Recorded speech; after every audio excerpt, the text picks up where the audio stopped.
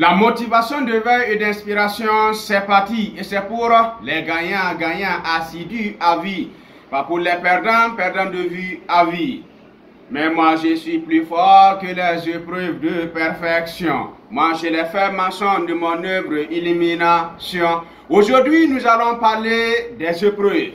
Dans la vie, quel qu'en soit ce que vous allez faire, dans votre entreprise, dans votre couple, dans votre vie personnelle, vous allez être sur la voie, sur le chemin des épreuves, des obstacles, des difficultés, des situations où vous allez vous demander qu'est-ce que j'ai fait à Dieu pour que cela m'est arrivé, pour que telle personne m'a trahi, pour que telle personne ne m'a pas donné de l'argent, pour que telle personne ne m'a pas soutenu, pourquoi je me sens faible, pour que je manque d'énergie, pourquoi ceci m'est arrivé. Les épreuves, tout le monde vit les épreuves. Les États vivent des épreuves, des individus vivent des épreuves, des couples vivent des épreuves, des groupes vivent des épreuves, des entreprises vivent des épreuves. Nous devrons savoir que les épreuves sont à la hauteur de notre potentiel, que les épreuves sont là pour nous rendre encore plus forts, pour voir si nous sommes vraiment sérieux, si nous sommes vraiment convaincus de la performance, de la pertinence de notre objectif et le fait que nous allons apporter un plus à l'humanité. Que nous allons être des hommes et des femmes forts, de ceux-là qui vont se battre, qui vont faire face à la difficulté, parce que aucun succès réel, durable, ne peut être atteint sans un minimum d'obstacles, sans un minimum de preuves, sans, n'est-ce pas, des situations où vous allez vous demander pourquoi cela m'est arrivé.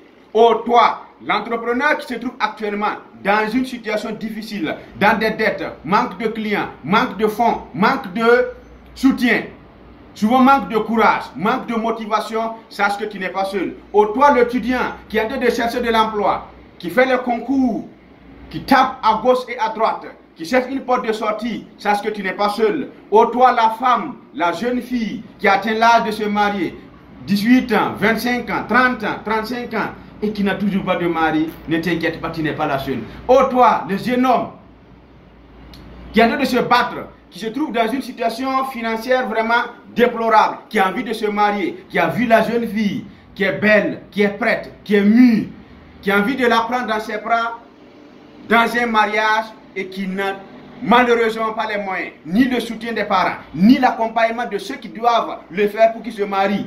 Il est dans une épreuve émotionnelle, sache que tu n'es pas le seul. Oh toi, le fonctionnaire qui se trouve dans une carrière, souvent qui est en train de faire un travail qu'il n'aime pas, souvent avec des gens qu'il n'aime pas, pour prendre un salaire qu'il n'aime pas, dans une difficulté où la personne se demande qu'est-ce que je suis en train de faire avec ma vie, ou est-ce que cela aurait une solution, une porte de sortie, sache que tu ou vous n'êtes pas seul.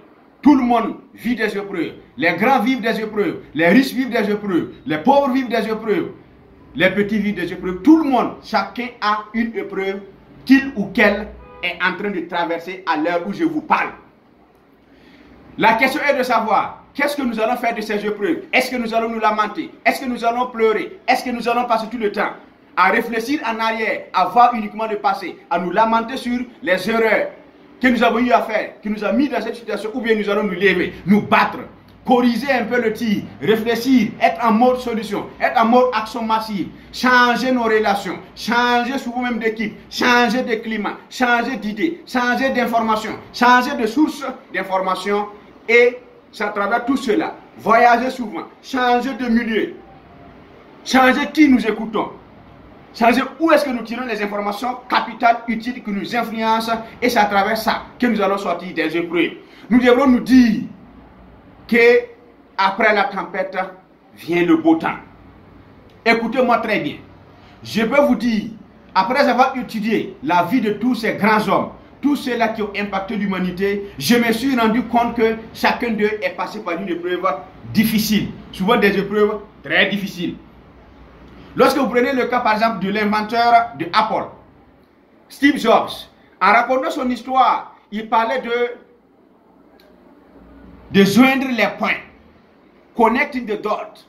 C'est dire, lorsque vous vivez des épreuves dans la vie, dites-vous, un jour viendra où vous allez vous asseoir et vous dire, waouh, c'est maintenant que je comprends pourquoi cela m'est arrivé. C'est maintenant que j'ai compris pourquoi telle personne m'a trahi. C'est maintenant que j'ai compris pourquoi tel marché, je l'ai raté. C'est maintenant que j'ai compris pourquoi je suis passé à côté de telle situation. Il s'est dit que dans son histoire, il se disait effectivement, lorsqu'il faisait son discours historique à Stanford University, il a dit que lorsque lui il a créé Apple, il avait invité, n'est-ce pas, un ami, une connaissance pour l'aider à gérer Apple. Mais à travers, n'est-ce pas, les divergences d'opinion, de vision, dans la session de l'entreprise, arrivé à ce moment, lui-même, il a été renvoyé de son propre entreprise qu'il a créée lui-même. Et il se pose la question, comment peut-on se faire renvoyer par son propre entreprise? Effectivement, comme il y a un conseil d'administration, et lorsqu'ils ont fait, les investisseurs, la grande majorité des investisseurs ont pris position de l'autre côté et lui, il était obligé de sortir. Et devinez quoi? Quand il est sorti, il allait effectivement créer une autre entreprise appelée Next. Et Next a eu un tel succès qu'après, Apple a racheté Next et Steve Jobs est revenu effectivement à Apple au moment où Apple même voulait succomber. Et c'est lui, avec son génie, son intelligence, qu'il est advenu effectivement à faire quoi? À remonter et à faire de Apple la première entreprise qui a atteint le trillion. C'est de 1000 milliards de dollars en capitalisation boursière. Juste pour dire que chacun de nous vit des épreuves. Mais il s'est dit que s'il n'avait pas effectivement été chassé d'Apple, il n'allait pas avoir cette expérience avec Next. Parce qu'il a côtoyé des storytellers. Et cela lui a permis d'avoir de l'expérience. Et c'est de cette expérience qu'il a exploité quand il est revenu à Apple. Et il a résumé effectivement la pub de plusieurs pages en 2 mots. Think different. Penser différemment. Et c'est ça qui fait effectivement la puissance de Apple. Celui qui tient le iPhone, il se sent différent. Il se sent un leader. Il se sent une grande personnalité. Et c'est ça qui fait la marque, la valeur, n'est-ce pas, de Apple. Et suite à une épreuve que tout cela a été possible. Est-ce que c'est possible? Oui, c'est possible. Donc, à chaque fois, il faut se rappeler cela. Que les épreuves que nous vivons dans la vie, un jour, nous allons nous asseoir et comprendre. Quand nous allons joindre les bouts, quand nous allons aligner ces épreuves-là, nous allons comprendre pourquoi cela devrait nous arriver. Aujourd'hui, on ne le comprend pas. C'est pour cela que j'aime dire dans le message de l'invincible champion, tout ce que Dieu fait est bon, c'est moi, je suis en retard de compréhension. C'est très clair. Des choses que vous ne comprenez pas aujourd'hui, mais que vous allez comprendre après. Je me rappelle personnellement, l'une des plus grandes épreuves que j'ai eu à vivre, c'est lorsque j'avais 14 ans. Je me rappelle ce jour où j'étais en classe de 6e, dans mon lycée Adéga de Wayugia, et un jour, un oncle est venu rentrer dans la classe. Et comme pour tout autre élève, toute autre situation, lorsque un élève est en classe et qu'on vient le chercher, et que c'est obligatoire qu'on le voie même pendant le cours, il y a 2 situations possibles. Une bonne nouvelle ou une mauvaise nouvelle. Sur une très bonne, très mauvaise nouvelle, j'allais dire. Et dans mon cas, quand on m'a amené à la maison, mon oncle n'a pas pu me donner la nouvelle, c'était à son papa, lui. Et il m'a annoncé effectivement, pendant que j'avais 14 ans, et que je comptais effectivement sur le soutien des parents de la famille, on m'annonce que mon papa vient de décéder.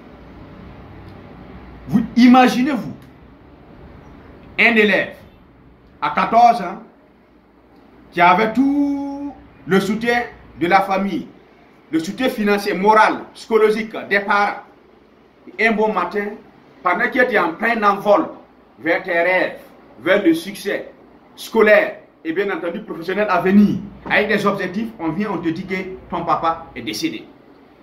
Donc cela change radicalement l'équation de ta vie.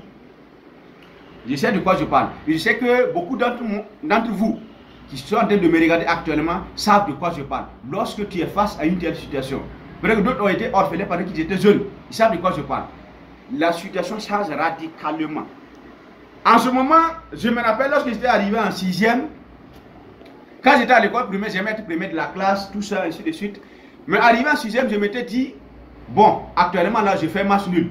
Dans tous les cas, même si je ne suis pas premier de la classe, ce n'est pas un problème. C'est que si je vais courir seulement pour avoir la moyenne, et puis, même si je suis parmi les 5 premiers ou les 10 premiers, ce n'est pas un problème.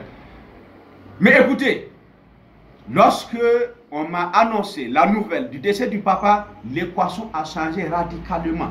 Je me suis dit, tant que je ne vais pas me battre corps et âme, et toujours être le meilleur de ma classe, et réussir, je vais souffrir. Parce que papa n'est plus là pour m'aider financièrement, pour m'aider, pour me soutenir.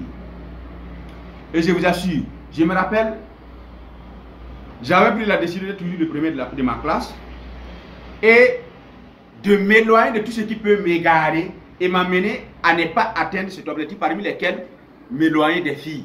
Parce que vous savez, à cette époque, surtout quand tu es meilleur de la classe, tout le monde court derrière toi. D'autres disent que c'est des explications, mais elles veulent autre chose. Donc pour éviter tout cela, j'avais pris cette décision. Et Dieu merci. Je me rappelle, dès le deuxième trimestre, j'ai rehaussé la pente. Troisième trimestre, j'ai rehaussé la pente. Mais en sixième, je n'ai pas pu être premier parce que c'est le premier trimestre, je m'étais amusé. Et je pense que j'étais deuxième si je me rappelle. Mais à partir de la cinquième, premier, quatrième, premier, troisième, premier, major de la promotion, jusqu'à ce que je revienne c'est-à-dire à Ouaga au lycée Matina, et j'ai même eu un voyage. Ma première fois de rentrer dans l'avion pour aller en Turquie parce que j'ai été premier de la classe. Jusqu'au jour où j'ai décidé qu'il fallait passer à l'étape supérieure, grâce à d'autres informations, où je m'étais dit que maintenant il faut cesser d'être premier sur Dieu et non pas sur les hommes. Bref, juste pour dire que lorsque vous êtes confronté à des épreuves, ne vous posez pas la question inutile et inutilement inutile pour que cela m'est arrivé, mais posez-nous la question, qu'est-ce que je peux faire face à cette épreuve pour mieux réussir mes objectifs? Gibran a dit quoi? If you don't change, nothing will change for you. Si vous ne changez pas, rien ne changera pour vous. But if you change, everything will change for you. Mais si vous changez, chaque chose changera pour vous. Il dit aussi, it's not what happened. What happens, happens to everyone. Ce n'est pas ce qui se passe. Ce qui se passe chez tout le monde et avec tout le monde. But it is what you do with what happens that will determine your future. C'est ce que vous faites avec ce qui se passe qui va déterminer votre futur.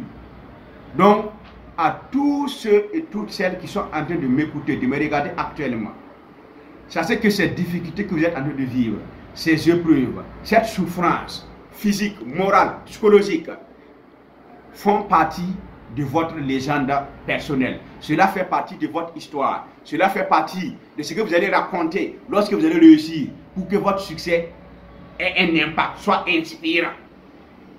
Zig Ziglar, il disait quoi?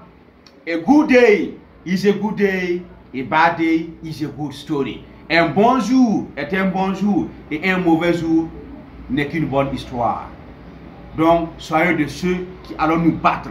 Soyez de ceux qui allons essuyer nos larmes. Soyez de ceux qui vont porter la casquette du combat. Soyez de ceux qui vont tirer les leçons des épreuves. Devenir encore plus fort, plus robuste, plus coriace face aux épreuves. Et fonçons droit au but. Parce que plus vous allez souffrir avant de réussir, plus le succès est encore plus grand. Mais c'est les épreuves qui fortifient la grandeur, la pérennité, la durabilité et la rentabilité d'un succès. Est-ce que c'est possible? Oui, c'est possible. Impossible, abandon, échec n'existe pas dans notre dictionnaire d'action.